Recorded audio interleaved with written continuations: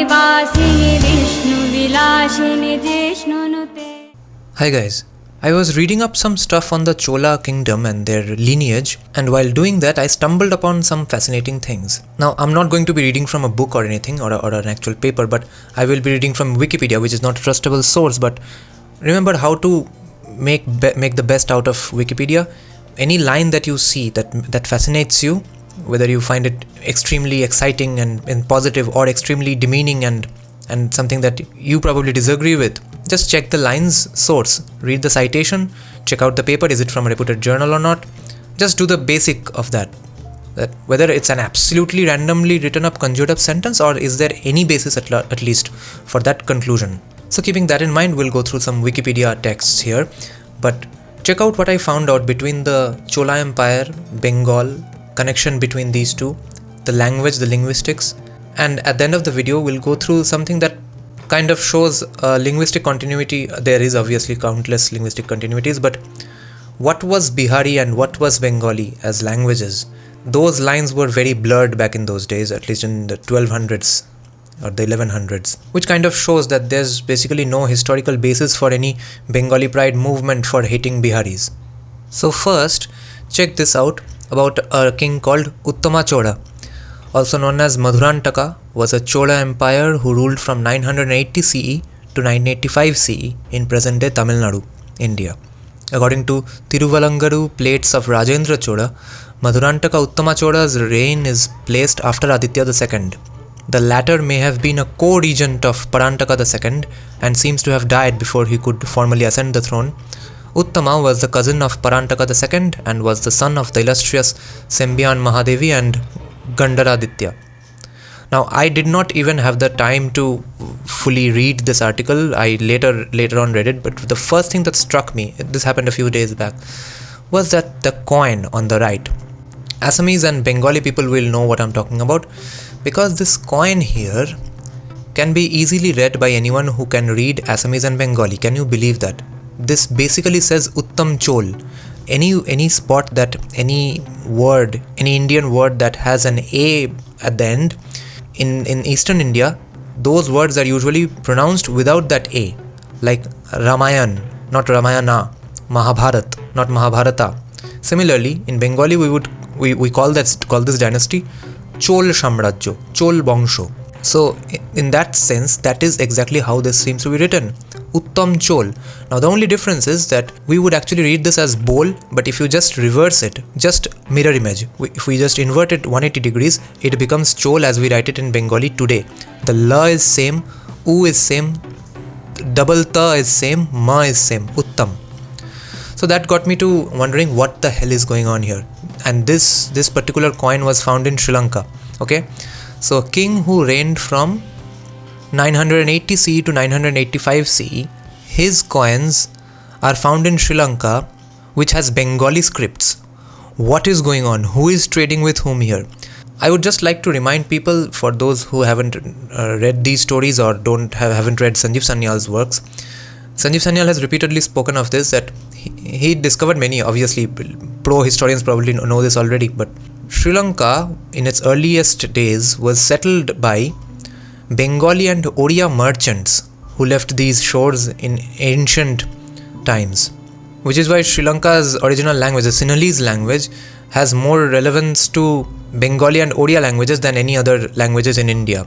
They are basically descendants of Bengali and Oriya merchants, the Sinhalese people. Also remember, in these languages, in Eastern languages, I think the reference of the use of the letter L is to denote something that belongs to something. Okay, like the kingdom used to be called Bongo, right? Banga.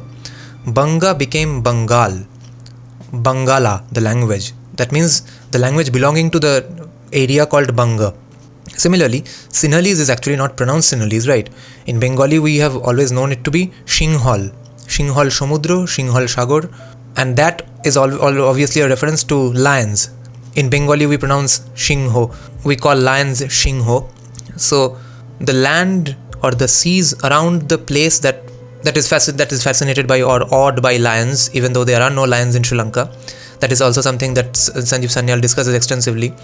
Lions are in Bengal, lions used to be in Bengal. Then there's Singhapura, which is also nearby. Singapore, I mean. Now, Singhal, Bengal. Remember these two references.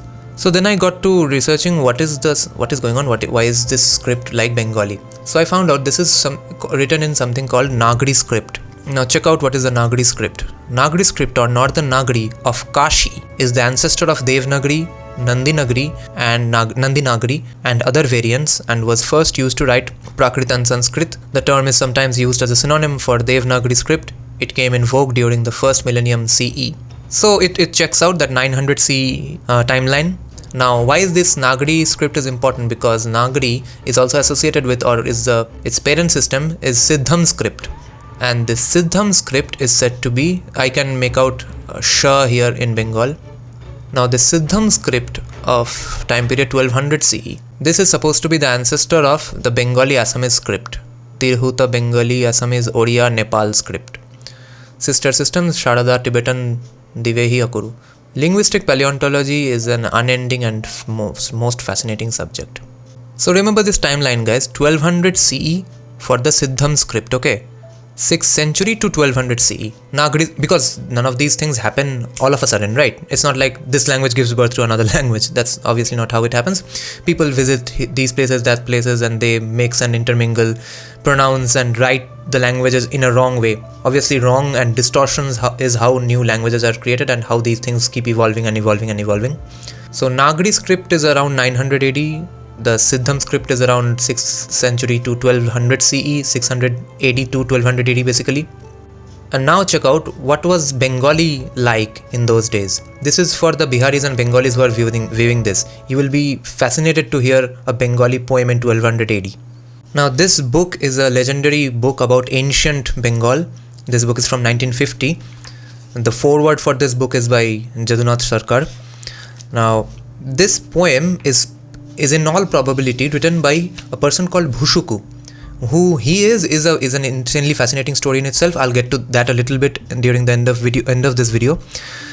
But he was a 10th or 12th century Vajrayana Bodh Sadhaka, and his ancient Bengali poems have been unearthed by famous Bengali historians Haraprasad Shastri and Prabodh Chandra Bakchi.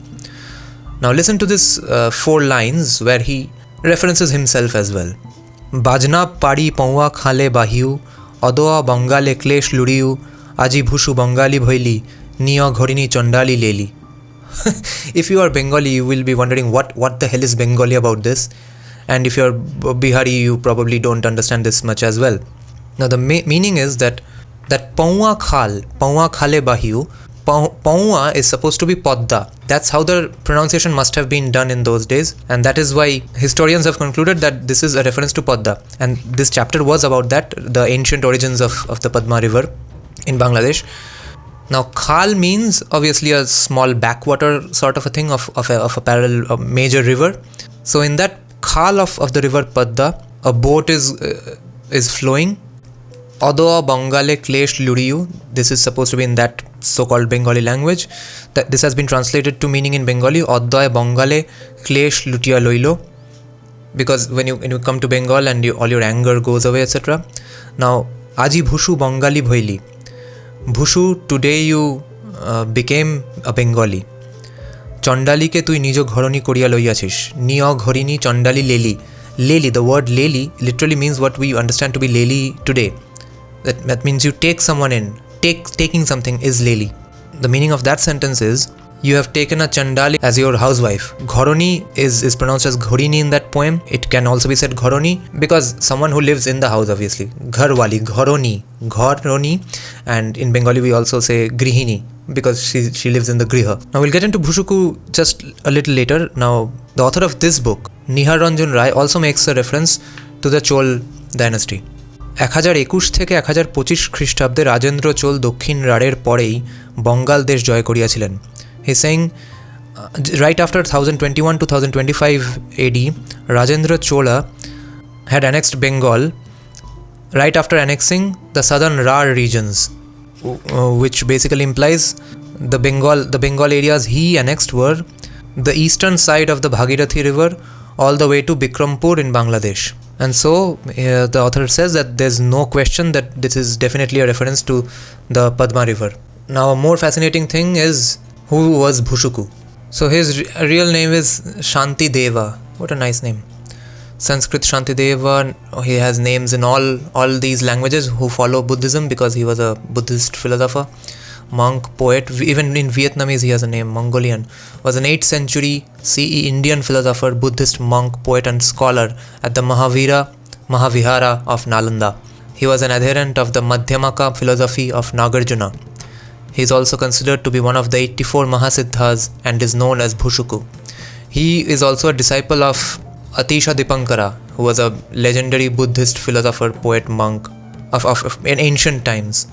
According to Pema Chodron, Shantideva was not well liked at Nalanda. Apparently, he was one of those who didn't show up for anything, never studying or coming to practice sessions. His fellow monks said that his 3 realizations were eating, sleeping and shitting. After being goaded into giving a talk to the entire university body, Shantideva delivered the way of the Bodhisattva. This is hilarious. What are his works? Shiksha Mukkhaya, Samadhiraja Sutra, Bodhicharya Vatara, Bodhicharya Avatar. Self is an illusion. He also discusses the problem of free will in Bodhicharya Vatara, writing that whatever transgressions or aparadha and vile actions, papa, there are, all arise through the power of conditioning factors, while there is nothing that arises independently. This is a postmodernist take that the self does not exist. It's only nurture that is going on and no nature. Nature versus nurture. It's all your conditioned upbringing. Commies would like this argument. So again guys, remember to join me on my live stream discussing Lord Shiva's origins from a technical paper. Jaya Jaya He Mahisha